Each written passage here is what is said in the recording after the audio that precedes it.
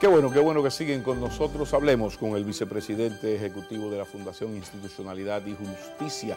Más bien, hablemos con el vocero más autorizado de FINJUS, que así conocemos todos a esa institución. Mis respetos, Servio Tulio Castaños Guzmán. ¿Cómo está la familia?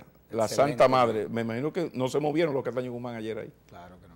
Tranquilo. Todo giró alrededor de ella. Como debe ser. Sigue estudiando, o sea, la segunda maestría. Ahora está utilizando los medios electrónicos y la verdad es que no la ha puesto en Pekín a todos nosotros. Me parece muy bien. Servio Tulio, ¿cómo se ve desde el punto de vista de FINJUS todo lo ocurrido, haciendo énfasis, te pido, en lo que es la institucionalidad democrática?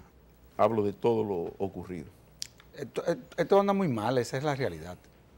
Y nosotros desde la Fundación veníamos advirtiendo en qué iba a parar todo esto.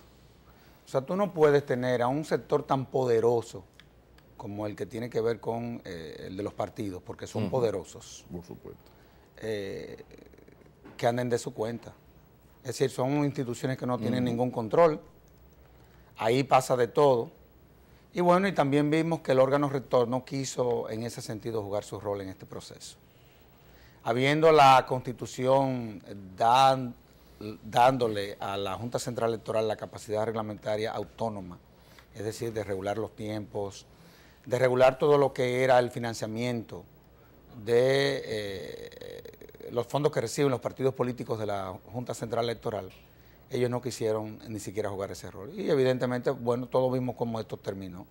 Terminó muy mal, en donde pone probablemente a la institución más importante, y digo más importante porque es a través de ella que hemos venido desarrollándonos democráticamente en los últimos 60 años, a una situación sumamente delicada. O sea, la gente no cree en eso.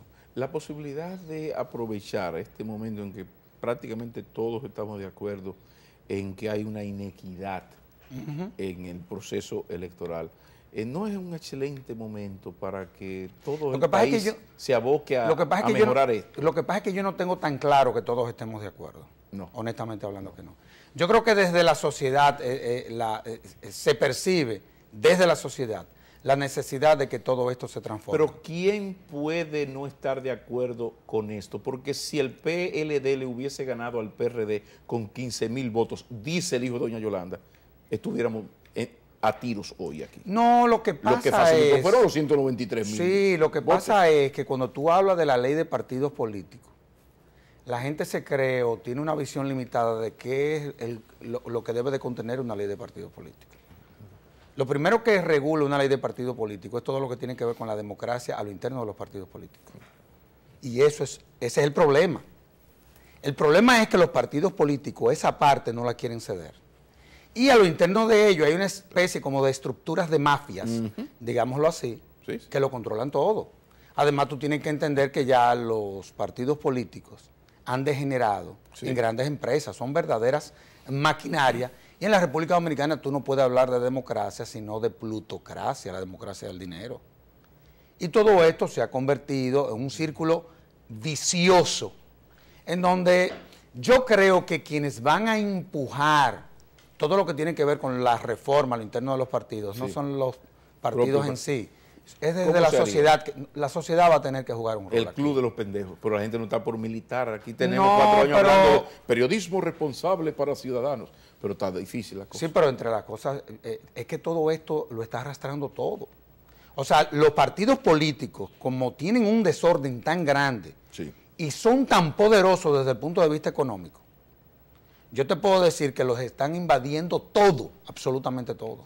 Y entonces es inevitable, Servio Tulio, una crisis política que afecte la paz social, para que entonces, un poco como en el 94, cáspita, el país está al borde de una guerra civil. Bueno, mira, tiene que venir una crisis así, porque muchas cosas positivas salieron de esa crisis. Sí, pero parecería que sí, que tiene que ser así. Mira, en el año 90, la crisis postelectoral trajo que la Junta Central Electoral asumiera todo lo que era el registro civil, la cédula. Claro. En el año 94 vino la reforma constitucional, la separación de las elecciones. Yo creo que en esta ocasión Yo creo que lo que vendría es todo lo que tiene que ver con la regulación al interno de los partidos políticos. Porque te voy a decir lo siguiente. Más el reglamento electoral también. Sí, está bien. Pero déjame decirte, pero eso es competencia de la Junta Central Electoral, que lo pudo haber hecho sin ningún tipo de problema. Lo que ha planteado el presidente de la Junta es que eso debe, en la medida que tiene que ser una ley, eso tiene que ser con el Pero Congreso. ese no era el criterio del presidente de la Junta Central Electoral. Tiene que venir a la luz de la anterior Constitución, que no le daba la reglamentación autónoma. Hay que recordar que el actual presidente de la Junta Central Electoral, conjuntamente con el señor Aquino, que es probablemente uno de los técnicos en materia electoral más autorizados de esa Junta Central Electoral, en honor a la verdad, creo que es de las personas que más sabe de eso en este país. Sí. Yo recuerdo cuáles eran los argumentos de ellos en el año 2008, y en esa ocasión la Junta Central Electoral ni siquiera tenía la capacidad reglamentaria autónoma. Claro, al final los dos votaron en contra de ese reglamento y los otros votaron a favor. Pero cuando tú ves cuáles eran las razones que ellos sustentaban para ellos justificar la propuesta que habían hecho, oye, eran razones que generaron un debate. Que se dice que tú reglamentar el proceso electoral, o sea, hacer a partir de la ley el reglamento a la ley electoral para meter en cintura, sobre todo al partido que esté en el Ejecutivo, tiene que brotar no solo de la Junta, sino del Poder Legislativo y de todo el país. Eso es lo ideal, porque hay una cosa que se llama el consenso y la legitimidad de una iniciativa de esa naturaleza. Yo eso lo entiendo, exacto, pero cuando tú te encuentras que el Congreso Nacional, a lo interno de él, hay una inercia, porque déjame decirte, por ejemplo, que se usaron los recursos del Estado. Yo te voy a dar un ejemplo para que tú veas cómo fue que funcionó todo eso. Por ejemplo, la Cámara de Diputados, faltando 2 semanas, repartió 130 millones de pesos para la celebración del Día de las Madres, que faltaba un mes. Y en eso participaron todos los partidos y nadie se quejó. ¿Tú me estás entendiendo? Porque es una cultura política. No, el que tiene más saliva come más hojaldre. Pero una cultura política. ¿Tú entiendes? Pero tú te vas a los pueblos, cómo se comportaron, por ejemplo, los ayuntamientos. Incluidos los del PRD. Incluyendo los de todos. No, pero y de eso nadie se quejó. Porque el PLD controla el Ejecutivo. Entonces, bueno. El uso de recursos del Estado vía PLD está más que evidente. Pero tú me entiendes. La regla, yo lo que te pido es el análisis a partir de que no existe un reglamento electoral que prohíba que la Cámara de Diputados, ¿no?, le diga, no, hay que ayudar a las madres, pobrecitas madres, tengan 130 Claro, pero el problema es, el problema es una cuestión inclusive hasta de sentido común. Eso que hace la Cámara de Diputados y que hace el Senado con todo lo que es ese dispendio en labores sociales y en fin, que a fin de cuentas son en labores de activismo político. El barrilito que es un asco. Claro. Eso es totalmente inconstitucional, ilegítimo, ilegal, pero tú te encuentras con que nosotros tenemos un Estado que es complicado tú someterlo al orden. Y el tema del presidente haciendo en actos públicos, inauguraciones, no en tiempos de campaña. No hay nadie que nada se lo prohíbe. Porque es más, estaba en el reglamento. Sí, pero oye bien, hay una iniciativa legislativa que yo creo que resolvería el problema, que existe en Colombia, que está a 2 horas de aquí, porque ya hay vuelo directo. O sea, no tenemos que ir tan lejos, que es una ley de garantías electorales, en donde, llegada una campaña política, el presidente del partido del gobierno no puede participar en esas cosas 90 días antes de las elecciones. Se tiene que retirar. Exacto. Entonces tú te encuentras con que ahora, aquí se presenta una situación. A mí me gusta mucho jugar a la lógica de los contrapesos. Desde el punto de vista, por ejemplo, judicial, a un juez no se le puede pedir que no sea juez de un caso de un hijo de él o de su esposa. Entonces, yo me extrapolaba, bueno, pero este presidente, que la esposa está corriendo como vicepresidente, no hay nada que se lo prohíbe. ¿Se le puede pedir que no haga campaña por su mujer? Eso es muy difícil. Además, está llevando el problema a algo... Claro, pero sobre todo cuando nada se lo prohíbe. Claro. Entonces, aquí hay una serie de cosas que yo entiendo que nosotros tenemos que comenzar a reglamentarlas. Sí, y esa ley de partidos políticos, ojo, que hay en el Congreso Nacional, que es una trampa, ¿eh? ¿Cómo que es una trampa? Eso es una ley de primaria disfrazada. No, espérate. Eso no es una ley de partidos políticos. Desarróllame el concepto. No, eso es, mira, eso es lo que se llama una trampa. Es una ley de primarias para las elecciones primarias. Claro, que te envuelve 2 o 3 cositas, pero eso nada que ver con una ley de partidos políticos. Cuando tú hablas de una ley de partidos como existen en países vecinos, tú estás hablando de una verdadera camisa de fuerza para que estas instituciones real y efectivamente, como instituciones, se puedan desarrollar. Y no que estas instituciones se desarrollen y se proyecten sobre la base de determinadas figuras. Es que la política no se construye de esa forma. Pero, o sea, ese proyecto que reposa en el Congreso no tiene nada que, o está muy lejos de lo que tiene que ver con la transparencia, el financiamiento, la equidad. Pero ahí faltan muchísimos elementos. Y entonces, ¿qué es lo que nos han vendido? Porque nos han vendido que eso es la panacea. No, lo que pasa es, fíjate que lo que pasa, son tantas las comisiones que se han creado. Ya hay por lo menos una comisión bicameral. Pero tú te encuentras que a la luz de la nueva Constitución, los partidos políticos, para que tú tengas una idea, se fundamentan sobre la base de 2 principios, que es el que tiene que ver con la democracia interna, a lo interno de los partidos políticos, y todo lo que tiene que ver con la transparencia. Esos son los principios sobre los cuales se fundamentó el sistema de partidos que aparece por primera vez en la Constitución del 2010. ¿Esa propuesta que hay en el Congreso garantiza esa? No, no lo garantiza. Entonces, esas son de las cosas que hay que debatir. Y yo sostengo la tesis de que no hay que esperar que concluya esta legislatura. Yo creo que es ahora que nosotros debemos de debatir, en esta semana, esas propuestas y ver de qué forma podemos, a la luz de la Constitución que tenemos, adecuarla y ver si finalmente nosotros podemos lograr una legislación de esa naturaleza. ¿A los fines de qué?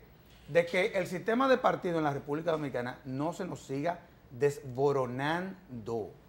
Porque, oye, está degenerando.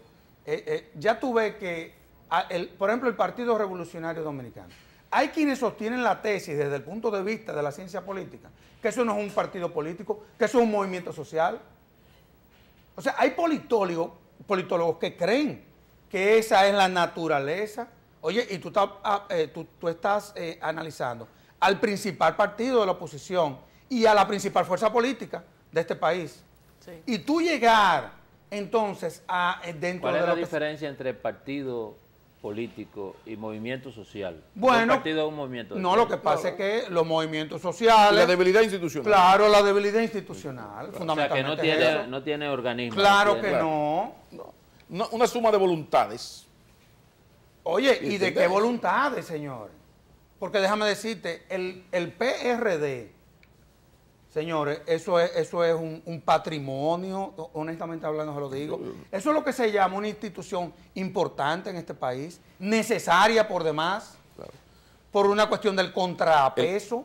Pero vamos al otro tema, el problema del contrapeso. El PRD, y tuvimos todo este rato, tú nos escuchaste ahí, lamentando el problema. Todo parece indicar que va a una división, ojalá que no. Un enfrentamiento terrible, va a terminar en un tribunal de eso. Por cierto, ¿le toca a la Junta o al Tribunal Superior Electoral? No, al Tribunal Superior Electoral. O sea, esa querella va al Tribunal Superior. Todo lo que tiene que ver, porque oye lo que pasó en la reforma constitucional, porque esas son de las cosas. Mira, lo contencioso es del Tribunal Superior Electoral. Pero nosotros lo contencioso lo separamos arriba, en todo lo que tenía que ver con la cúpula del sistema electoral. Por ejemplo, creamos la Junta Central Electoral con todo lo que tiene que ver con la parte administrativa, supervisar, organizar, en fin, todo lo que tiene que ver con el registro electoral, y el Tribunal Superior Electoral para lo contencioso. Pero abajo, sí, nosotros lo dejamos igual. Las juntas municipales tienen atribuciones administrativas y atribuciones contenciosas. Entonces, que por eso ya no le llaman juntas municipales electorales, sino juntas electorales. Sí, entonces por eso es bueno uno deslindar y uno saber cuáles son las competencias de una y de otra. En esta ocasión sería eventualmente el Tribunal Superior Electoral la jurisdicción competente. Y solamente el Tribunal Constitucional cuando desde los partidos políticos se viole la Constitución. Pero a donde yo voy es que a uno le preocupa mucho que este PLD, que ha bajado a 37, sí, pero como bloque ganó las elecciones. Pero a mí me sorprendió, yo pensaba que habían bajado más todavía. Sí. ¿El PLD? Claro, porque también desde el punto de vista institucional hay un gran desorden. El desgaste. No, o sea, al PLD lo protege, ¿qué te digo? El poder, si se quiere. Pero también la alternativa... desde el punto de vista institucional se ha visto débil. Sí, pero la alternativa, el problema es que uno se preocupa porque tenemos a un PLD gubernamental. Pero que sabe articular. Que sabe articular, sí, pero también tiene un comité político que dice, mira, de aquí a julio, Domadó es 5. Y el que no le guste que sea Domadó 5 en el comité político, se va para su casa. Entonces todo el mundo se enfila.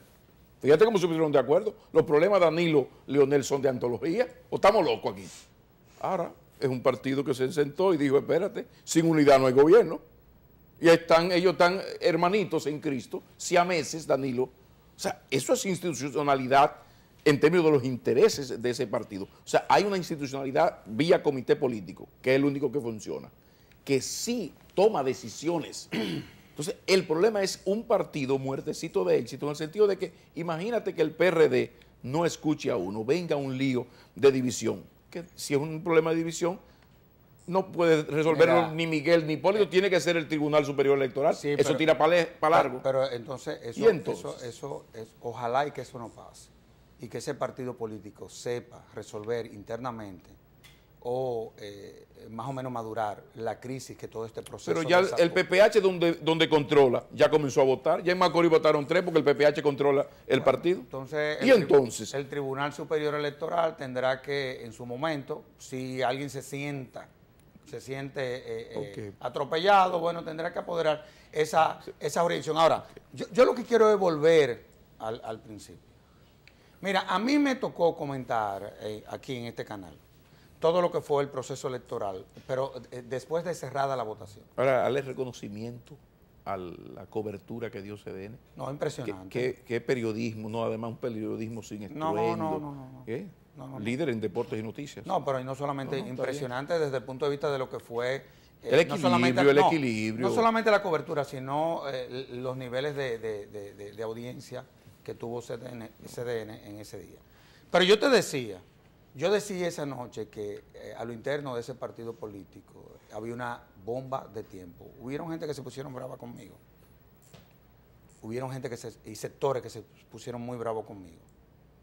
Pero yo creo que hay cosas que están tan claras y están tan cerca de la vista de uno que no necesitan ni siquiera que uno se ponga los lentes. Ahora, yo lo que te digo es que ese partido político, quiera Dios, que vuelva a encontrarse él a sí mismo, por lo importante que ellos son. A nosotros en Fijus, al sistema de partido, para nosotros, lejos de lo que ellos creían en una ocasión, como que uno como sociedad civil lo que quería era como debilitar el sistema de partido, para como que desde la sociedad civil, de que uno llegara a la presidencia de la República. No, pero eso pleito era cuando yo era gobierno, porque ustedes tienen ese problema con cada gobierno. Sí, pero hay que ser un loco para llegar a conclusiones de ese tipo, honestamente hablando. O sea, esas cosas, yo creo que ya la clase política comienza a entendernos nosotros. Y yo creo que he comenzado a valorar la sinceridad con lo que uno le está hablando a ellos. Ahora, esta sociedad también, nosotros como ciudadanos, que no hemos sido tan responsables tampoco. Porque la democracia se construye no solamente sobre la base del ejercicio de estos políticos. Militancia ciudadana, camarada. No, militancia ciudadana. También tiene que haber una participación de la ciudadanía en militancia ciudadana, vamos a jugarnos. Definitivamente. Esta sociedad va a tener que jugar un rol. Porque de lo contrario, si esto se sigue desboronando, nosotros lo vamos a perder todo. Aquí va a venir uno que tiene una visión mesiánica y nos vamos a meter en un tollo a todo. A eso voy. Por ejemplo, porque esos mesianos son tampoco mejores que los que están. Pero por favor, pero si sigue fallando el sistema político se ejecuta a partir de un sistema de partidos. O sea, una democracia sin partidos es imposible. Es que es imposible. Entonces, si tenemos aquí una sola cosa que parece un partido, que es el PLD, el otro es un movimiento social, y los otros no pasan de 0.8, y cuando llegan a 1 se creen que son los ganadores y no se juntan con nadie, y sacan 1,3% de los votos. Entonces aquí, de repente, aparecerá un coronel, un general o un intelectual que se quiera casar con la gloria. Oye, ni coroneles ni generales, esa gente no tiene la capacidad porque su capacidad es otra. O sea, la visión militarista, la visión... Pero yo digo de golpe de Estado. Policialista. No. Es que desde el punto de vista de lo que es el ejercicio de un Estado, o sea, históricamente hablando, Esas mentalidades no son, no. Fujimori salió con $2.500 en un tractor y llegó a la presidencia. Bueno, pero cuando se desgastó el sistema. Hugo bueno, Chávez, de coronel golpista, mira dónde está. Bueno, y democráticamente. Y Ecuador y Bolivia, y nosotros si seguimos como vamos. Porque el problema es que sin partidos democráticos, la democracia es una gran mentira. Bueno, entonces si eso es así, yo creo que esta sociedad tiene que despertar y tiene que de una u otra forma ver de qué forma nosotros como ciudadanos podemos someter al orden a estos sectores, que a fin de cuentas nos comienzan a afectar a nosotros. ¿Por qué nos comienzan a afectar? Y yo lo decía hace unos días, porque nos lo han invadido todo, nos lo han, oye lo que voy a decir, voy a utilizar una terminología y la voy a utilizar porque desde ese punto de vista sí lo es. Nos han prostituido algunas de nuestras organizaciones. Por ejemplo, usted para ser presidente de cualquier colegio gremial tiene que ser a través de un partido político. ¿Y dónde usted ha visto eso en el mundo? Aquí. Y van el otro día a los matutinos a celebrar. ¿Y qué derecho tienen los partidos políticos de invadir sectores que les son propios de la sociedad? Claro. Entonces ya comienzan a contaminarnos los sectores que son propios de la sociedad. Fíjate lo poderosos que son. Claro, a propósito, Servio Tulio. Los propios medios de comunicación, tú estás viendo lo que está pasando. Yo estoy por hablar con ellos a ver si me consigue la vicepresidencia ejecutiva de Finjo. ¿Tú crees que yo pueda? Ay, ahí es muy difícil que ellos puedan entrar. Ay, no. Porque ahí sí lo tenemos claro, pero muy claro.